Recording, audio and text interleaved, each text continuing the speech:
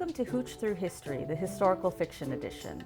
I'm in San Antonio at the Modernist. I'm Vanitha Sankaran. This is my friend Christine Trent, and we are here today to talk to you about a cocktail, or actually a couple of cocktails, associated with the book Codename Helene by Ariel Lawhon. Now, in Codename Helene, World War II spy Nancy Wake goes by many names. No matter what alias she has, there's one thing they all have in common: her love of cocktails, and specifically ones with brandy in them. So the book here, Codename Helene, is titled for one of the four code names that Helene operates under. We're going to check out some of the drinks that she uses under her code names. Okay, so Vanitha, you just said that there were four code names, but I'm really only seeing two drinks here, so what's up with that? Well, we got to leave something for the readers to discover. We don't want to give it all away. Okay. All right, so what's the first of our two drinks? So this one we're going to share, and you'll understand why in a moment. It is called the Earthquake. Also has another name. Let me read to you from the book. You're the only person I know who calms rattled nerves with an earthquake. This drink is a balm to the soul, she says, running the pad of one finger along the curled lemon peel on the rim of her glass. That stupid English name doesn't do it justice. Say it in French. Fine. Tremblement de terre. Oh my. So we have a drink here called the Earthquake. Okay, I'm almost afraid to ask what's in it.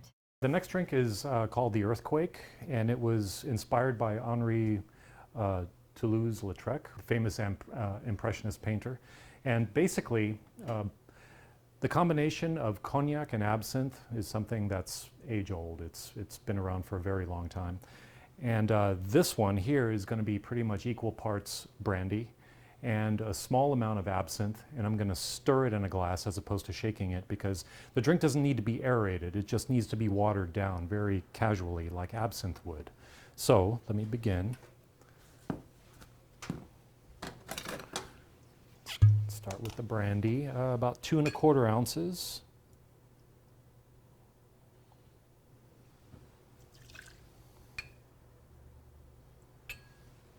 I'm going to use about 1/4 ounce of the Pernod absinthe.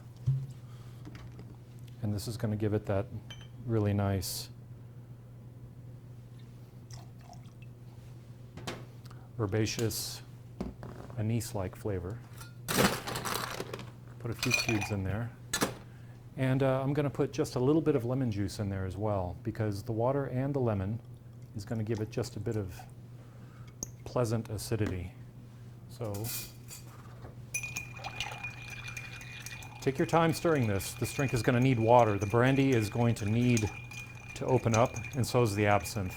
It's going to become cloudy, not only because of the lemon juice, but because there are certain particles in the absinthe that are not going to fully dissolve in the water. It's called louching.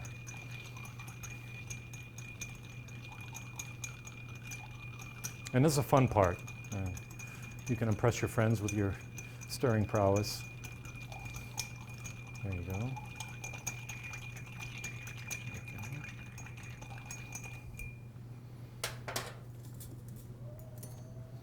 And next, we're going to serve this up.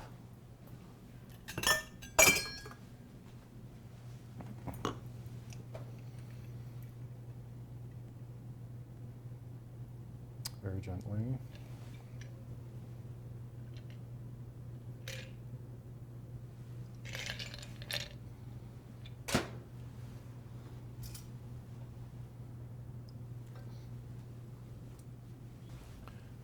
It's very nice. We're going to garnish it with a lemon peel.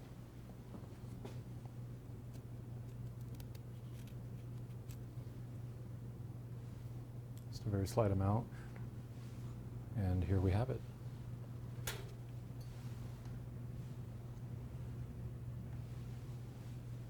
It was created by Henri de Toulouse-Lautrec, the famed French artist. And he really enjoyed this cocktail. He would actually serve it at his parties, and there would be a lot of talk of how much absinthe versus water you wanted to put in the drink. And he particularly loved it because it was jarring to the human body, and he just said it was devastating to the senses, and that is so Lautrec. Okay, who's going to go first? Well, how about we go? You go first. All right. No comment. Oh dear. Here we go. I like Bottoms it. up.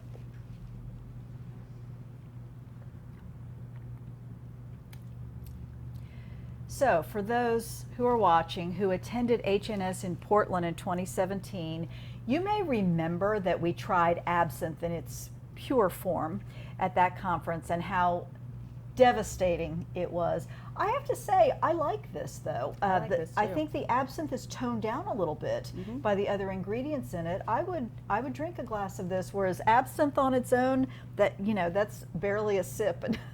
Well, that did And have it did me sugar in. when we had it then, if you remember. Yes, that's true. This one, I find it to be like really bright, and I like it. Yeah, I think so too. All right. Okay, so what else we have? So we have here the orange Brandy Spritzer, also known as a faux mimosa, and the book introduces it with a little bit of a joke. So, from the book. My favorite thing, however, and I'm only slightly ashamed to admit this, is that we instruct Antoine to spike Old Man Fioca's drink with Napoleon brandy and Grand Marnier. We mean him no harm, truly, but payback is payback. Henri and I laugh as his mood improves throughout the evening, and he remarks upon the vintage of the champagne and the sweetness of the orange juice. Next drink is called the Brandy Spritzer, and it is a combination of orange juice and brandy and some nice spices such as cinnamon and allspice. So we're going to begin with a few allspice berries, cinnamon stick. Go ahead and break them apart. Maybe about 3 ounces of orange juice.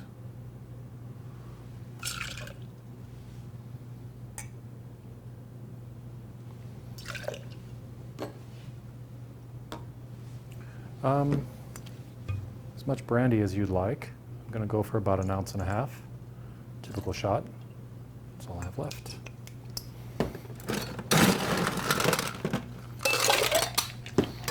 Put just a little bit of lemon juice in there, 1/4 ounce. And I'm going to shake this for a little while.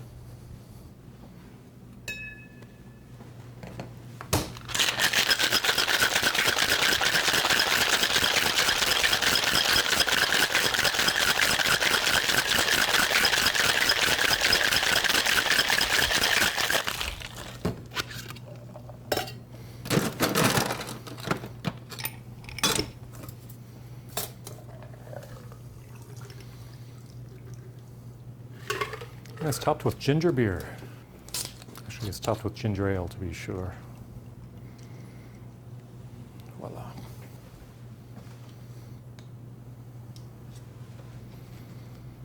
Brandy Spritzer. Okay, well, I think this is something we need to try. All right. Okay, ready? Yeah. Cheers. Cheers.